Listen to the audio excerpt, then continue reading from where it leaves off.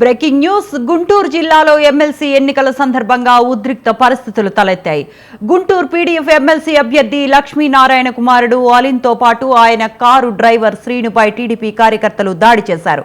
దీంతో ఒకరిపై మరొకరు దాడి చేసుకున్నారు. మంగళగిరిలో చోటు చేసుకున్న ఈ ఘటన స్థానికంగా తీవ్ర ఉద్రిక్తతలకు దారితీసింది. వెంటనే రంగంలోకి దిగిన పోలీసులు ఇరు వర్గాలను చెదరగొట్టారు.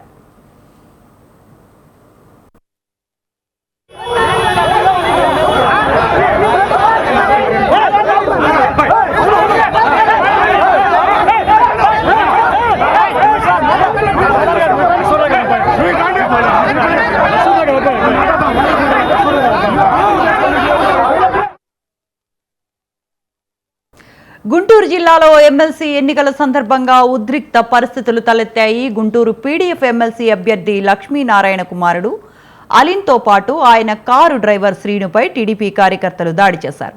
దీంతో ఒకరిపై మరొకరు దాడి చేసుకున్నారు. మంగళగిరిలో చోటు చేసుకున్న ఈ ఘటన స్థానికంగా తీవ్ర ఉద్రిక్తతలకు దారితీసింది. వెంటనే రంగంలోకి దిగిన పోలీసులు ఇరు వర్గాలను చెదరగొట్టారు. ఇదే అంశానికి సంబంధించిన మరిన్ని అప్డేట్స్ మా కరెస్పాండెంట్ వీరస్వామి అందిస్తారు. Veeraswamy, good afternoon. ఈ ఘటనకు సంబంధించిన డీటెయిల్స్ ఏంటి?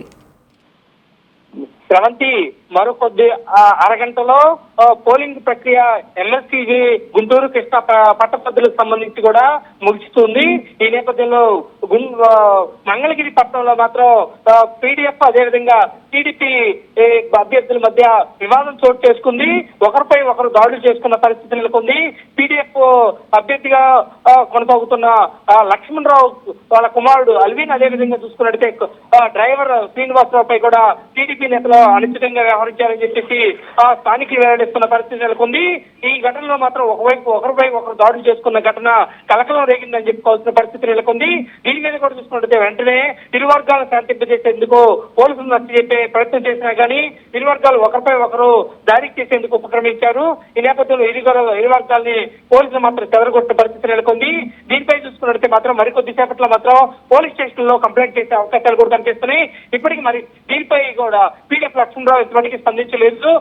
5 గంటలకు మాత్రం ఏదైతే ఉందో దీనిపై కూడా స్పందించే అవకాశాలు కూడా కనిపిస్తున్నాయి.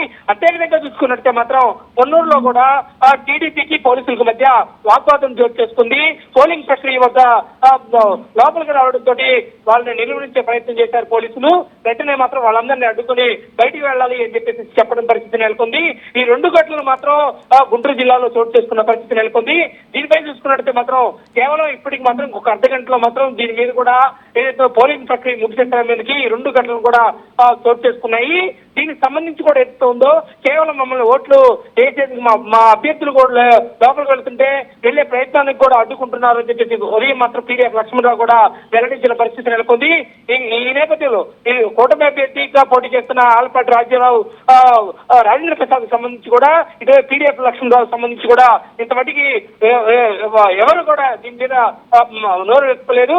మరి ఏం జరుగుతుందో అనేది మనం వేసి చూడాల్సిన అవసరం ఎంతైనా ఉంది. Sravanthi. Right, thank you Veeraswamy. Thanks for the updates.